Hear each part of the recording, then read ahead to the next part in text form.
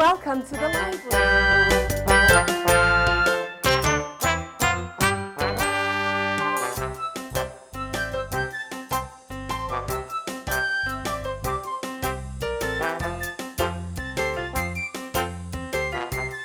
Let's go see a show.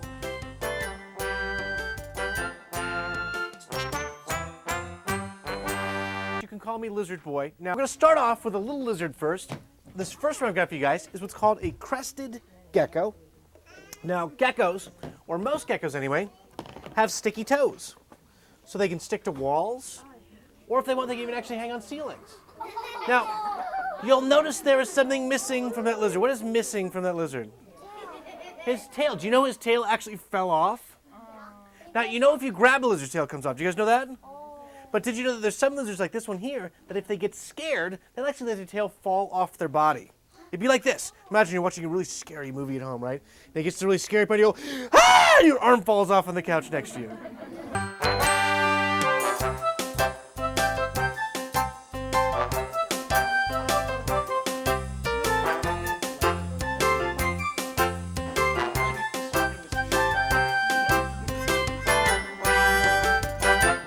What's called white tree frogs. They come from Australia. Now, who could tell me what frogs say? What do frogs say? They say ribbit, don't they? Well, these guys, since they come from Australia, they have a really thick Australian accent. So instead of ribbit, what they like to say is orb, orb, orb, orb, orb. Now, does anybody know why frogs make noise? That's right, they do it to pick up on chicks. So if these guys were hanging out in a pond, they looked up into the trees, they saw these beautiful girl frogs, and they wanted to ask them out on a date. It would look something like this. Now, I would imagine that most of you guys are maybe a little bit young for dating, but it's never too early to practice. So, on the count of 3, I want everybody to bark like tree frogs. You do that for me? Okay, ready? 1, 2, 3. Very good. It's okay, ladies. You can ask out the guys, too. There's nothing wrong with that. All right, now we know what they sound like. Let me show you how they make noise. You see under his throat there? See how it's kind of going? You see that? Well, frogs have very stretchy skin under their necks. And they can take it and they blow it up like a balloon. And then they take that air, whoo, into their throat. Frogs have stretchy skin. Now, you guys ever blown up a balloon before? Yeah. Now, the more you blow into the balloon, the bigger and the harder the balloon gets. That's because you're creating air pressure. You're putting a lot of air into a small space. Well, they do something very similar with their necks. They blow up that air in there, and they take and they push that air through their vocal cords, the things in our throats that make noise. That's how a little animal like this can make a big noise. In fact, did you guys know that the loudest frog in the world is also one of the smallest? It's about this big. It comes from Costa Rica, and it sounds just like this. Everybody do that for me. Now imagine being able to make that sound so loud you could hear it from 2 miles away. That's pretty loud. All right, you guys want to feel this one?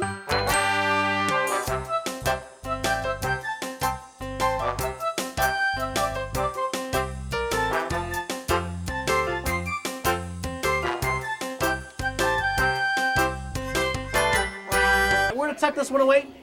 His name is Francois, so let's all say, see you later, Francois. All right, what about another lizard? You guys want to see another lizard first? What if I told you it was an awesome lizard? Would you rather see that? No? What if it was the coolest lizard in the world? What if he was filled with candy? No? Well, this is a tough crowd right here. This next one is not filled with candy. He's what's called a frilled lizard. Now, has anybody here seen the movie Jurassic Park? Has anybody seen that? Do you remember the dinosaur that had the big flaps of skin on the side of its head that spit poison? Nate Newman from Seinfeld, do you remember that one? That's totally fake. There was never a dinosaur like that. But there is a lizard that looks a lot like that. This is what's called a frilled lizard. Now, he comes from Australia. And just like that dinosaur in Jurassic Park, if he gets mad, he'll pop these flaps of skin out to make himself look as big and tough as possible. But he has another trick too. He's what's called bipedal. Does anybody know what bipedal means? Very good. An animal that can run on 2 legs. So if you made him mad, first thing you do is he'd put those flaps of skin up. So everybody put your flaps of skin up like he would. Then he would open his mouth to show you his teeth like this. Ah. Then he'd actually stand up on his back legs and he'd run just like this. No, because if he's running, then I'm having to chase him. Now, another thing, you guys see his big long tail back there? Now, no, it's very fast, and he would just go right to the floor, and it would turn it would just be bedlam around here. It would be bad. But you see this? Do you see his big long tail back here? Now, his tail, like the other one, does not come off, unlike the other one. And the reason it doesn't come off is because he needs it to help balance. He's what's called arboreal. Does anybody know what arboreal means? All right, how about? Wow! You know, I have special questions that I asked Ever to help explain it, but I'm just going to hire you. You working much this summer? No? Okay, we'll talk after the show. That's absolutely right. An arboreal animal is an animal that lives way up in trees, like Arbor Day. On Arbor Day, you plant trees, and if you want to live in a tree, you'd be arboreal.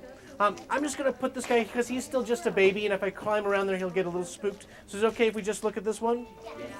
I will touch the next one, I promise. We're going to tuck this guy away. His name is Tofurkey, so let's all say, so long, Tofurkey. Well, all the lizards are named after food, but there's no good reason to call him Tofurkey. I just like that word. Would you like to see a snake? It doesn't even have to be a candy-filled snake. Just any old snake will do for you.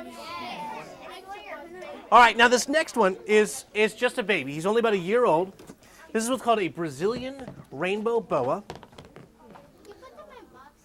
I do put them in boxes because it's easier to transport them. No, venomous snakes tend to be a little bit hard on kids, so I don't bring any of those with me. This is what's called a constrictor. A constrictor is a kind of snake that doesn't have any venom, no poison. So instead of using poison to catch their food, instead what they'll do is they'll grab a hold of their mouths, they'll wrap it up really tight, they'll squeeze it until it passes out, and then they swallow it whole. And did you guys know a snake can swallow something that is 10 times the size of their head? If we could swallow something as large as a snake could, we would be able to swallow a beach ball. I've had snakes on my neck too, one or two over the years. All right, we're gonna put this one away. Her name is Prada, so let's all say, so long, Prada. All right, what about another lizard? You guys ready for another lizard? Yeah! Now you're ready for lizards again? King lizard? Well, this next one's actually a young lady, so I guess she would have to be queen lizard, but she does get treated like a queen. This next one is what's called a Malay Eurymastix. She comes from Africa. Now, this one here, where she comes from, it's so hot and it's so dry that this lizard right here, yeah, she's having a little seat.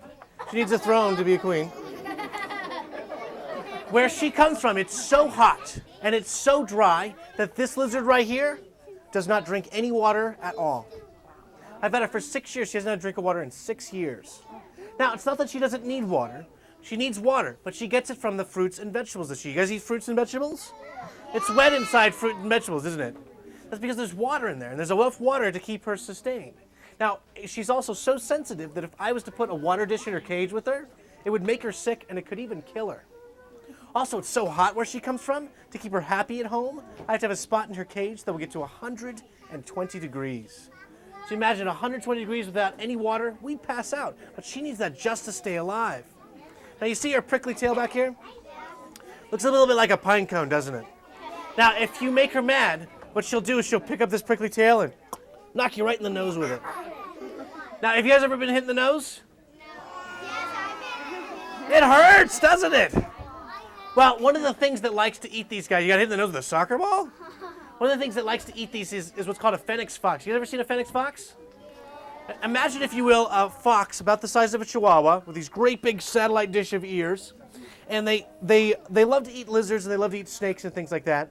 And in a fenix fox's nose, there's 10 times as many nerves as ours. So the nerves are the things that allow us to feel. So as much as it hurt when you got hit in the nose with a soccer ball, it would hurt a fenix fox 10 times as much, even though it's about the size of your head. So using this tail to knock that fox in the nose is going to be a pretty effective way to keep him from getting eaten for lunch. All right, do you guys want to pet her? Yeah.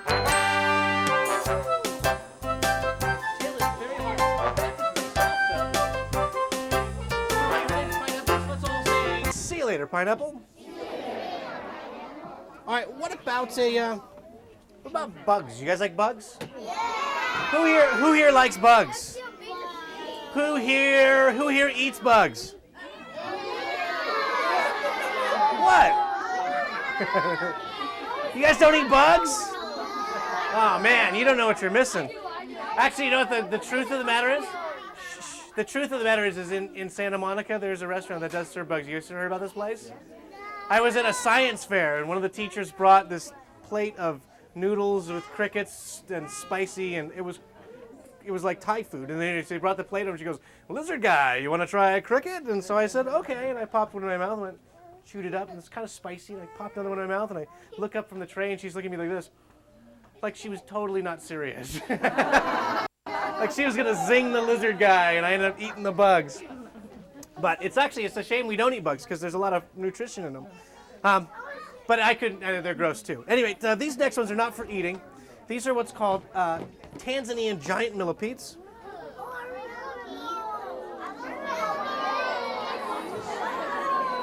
Now, a lot of times people will call these centipedes, but there's a big difference. Does anybody know the difference between a centipede and a millipede? Centipedes have very flat bodies, and their legs extend from the side, which allows them to move very quickly, whereas millipedes have the legs on the bottom, which doesn't allow them to move as quickly, but they grip really well, so they can climb a lot better, or they can get around on rougher terrain. Also, centipedes are venomous. They have poison. If a centipede bites you, it'll take and put poison in it, it'll envenomate you. Whereas millipedes are not venomous, but millipedes are very often poisonous. Does anybody know the difference between venom and poison? That's a tough one. Most adults don't even know that.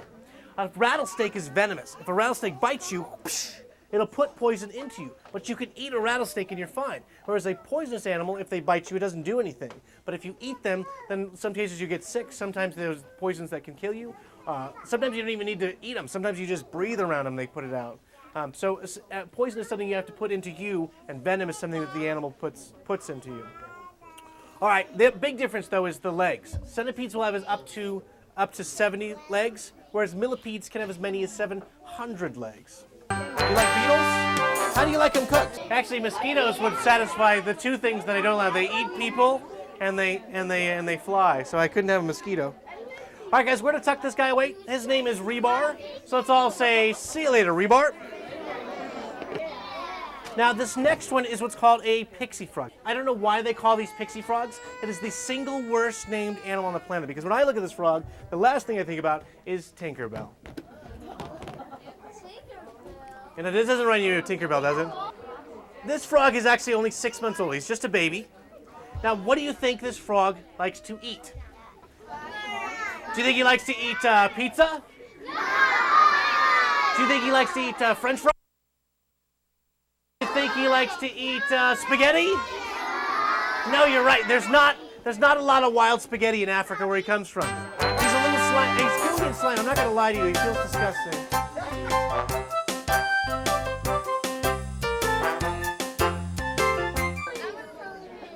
Now you see his tongue sticking out there? Now that's how he smells. He's smelling when he's sticking it out, but it has another purpose too.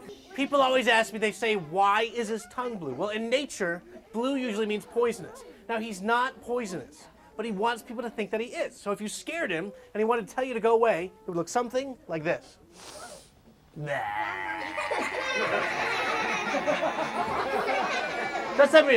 me see all of our angry blue tongue skink face. Everybody ready? And very nice.